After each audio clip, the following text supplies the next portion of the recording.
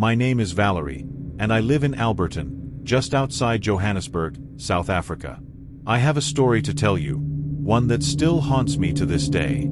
You see, some things in this world are not meant to be seen. And yet, I saw her. It started on a normal Saturday. The sun was out, the streets were busy, and I had plans to get my hair done. I called up my best friend Samantha. We did everything together. School, shopping, chilling at each other's house. So of course, when I asked if she wanted to come with me, she said yes right away. The salon was full, music was playing, the smell of hairspray in the air. We laughed and talked as usual.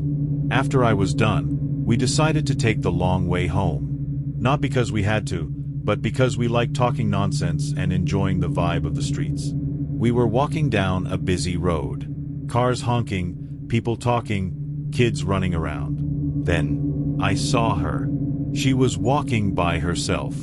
She wore traditional African clothes, long skirt, matching doke on her head. But that wasn't what caught my eye. It was her face. It was white. Not pale like someone's sick. No. It looked like someone had smeared flour or thick powder all over her skin. At first, I thought it was calamine lotion, but it wasn't that. It looked wrong, unnatural, too thick, like a mask. And the worst part, her eyes. They were wide, unblinking, empty.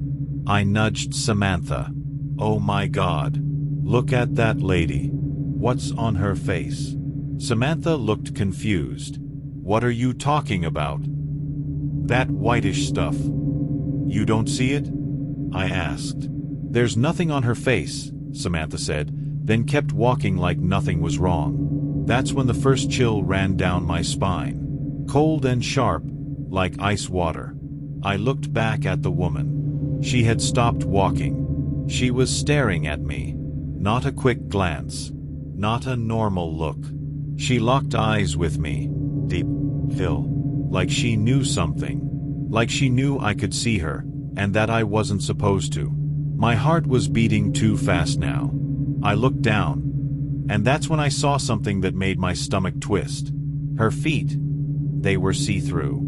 Not invisible. Just faint. Like you could see the shape of them, but no color, no shadow. Like smoke. I tried to keep walking, but my legs, they felt heavy, as if I was dragging something behind me. My knees felt weak. My arms were cold. The air around me was suddenly thick. I turned slightly to see where she was. And what I saw next almost made me scream right there in the street. Her body was walking forward, but her head, it was turned all the way back, still staring at me. I don't mean she turned to glance.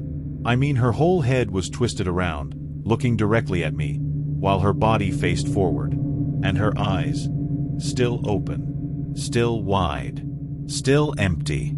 I stopped walking. I froze. My chest was tight. I felt like something was pressing on me.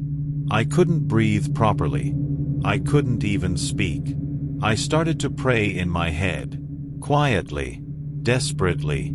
God, please, please, please, don't let this thing follow me. But even with my eyes open, even with every blink, I could still see her.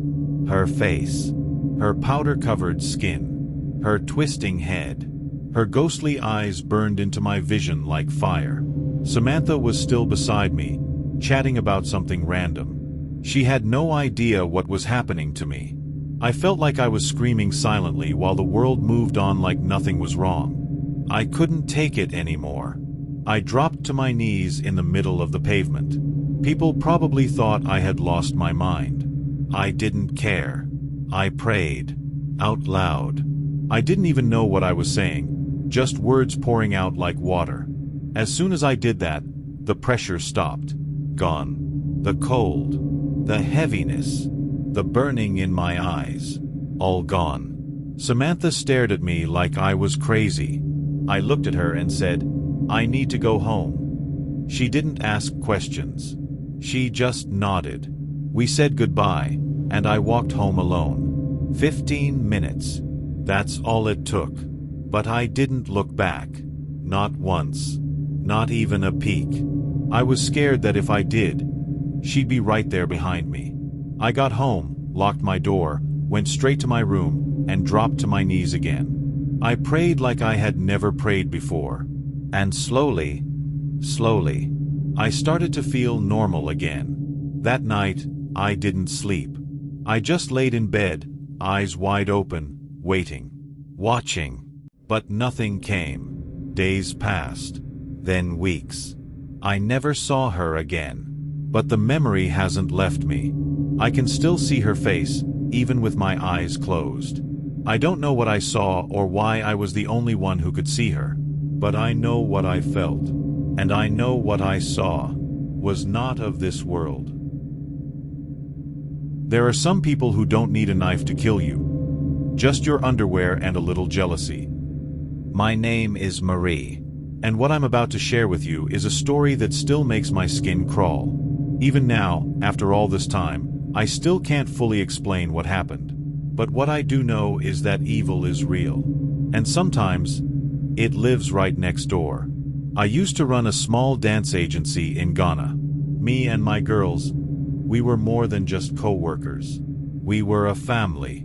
We lived together in a small apartment near the airport. We ate together, laughed together, fought sometimes, but we always had each other's backs. Now, life wasn't easy. We worked hard.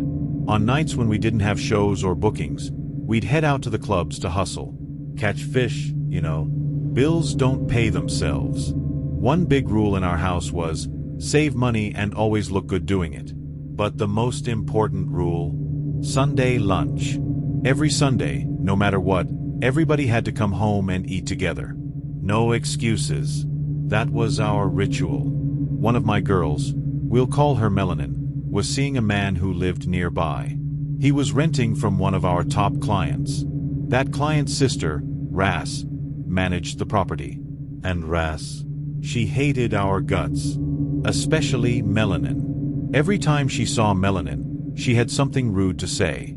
She'd mock her, call her names, even try to charge her little taxes every time she stepped on the property. Ras was bitter and jealous. Melanin, she was beautiful, confident, and dark-skinned too, real chocolate beauty. She took the insults quietly at first, trying to be respectful. But one day, she had enough. Melanin cussed Ras out so bad, even I had to laugh. She told her every truth she'd been holding in. Ras stormed off, face tight like dried Gary. That Sunday, Melanin came home for lunch as usual. But something was off. She'd speak a few words, then suddenly faint. She'd come to again, talk a little, and faint again. Over and over. We were all scared. My heart told me this was not normal. So I called my cousin. She's a known spiritual mother. A real one, not those fake ones who just want your money. She told me to put garlic under Melanin's nose, repeat a psalm, and bring her over right away. When we reached her shrine, her parley, it was quiet. Come. She was already sitting cross-legged, waiting. Melanin laid down in the center of the room, and I sat beside her. My cousin wore thick silver bangles on her wrists and heavy anklets on her feet. She looked at me and said, "Thank God you brought her now." Then she began to pray. She slammed her hands on the ground. The whole room started to shake. Not like a breeze, like a mini earthquake. My chest tightened. My ears rang. And then, she started speaking in French Creole. I couldn't understand most of it. But her youngest son, we call him Sonny Boy, was there to translate. He looked at us and said, "She left her underwear somewhere. There's a woman with locks. Not just dark in skin, but dark in spirit. She took the underwear to the cemetery." My blood ran cold. It had to be Ras. My cousin slammed her hands again. The ground shook harder. She was deep in trance now, her voice changing. Crying even. She said Melanin didn't deserve this kind of evil. She anointed her with oils, pulled out tools I've never seen before, and continued chanting in tongues. The air felt heavy, like something was fighting to stay inside the room.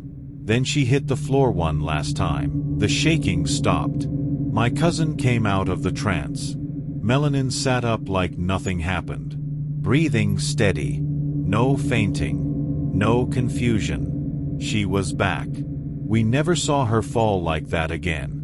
Not once. But Ras.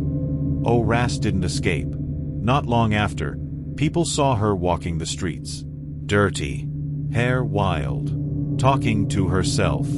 She was no longer the same woman. One day, she confessed.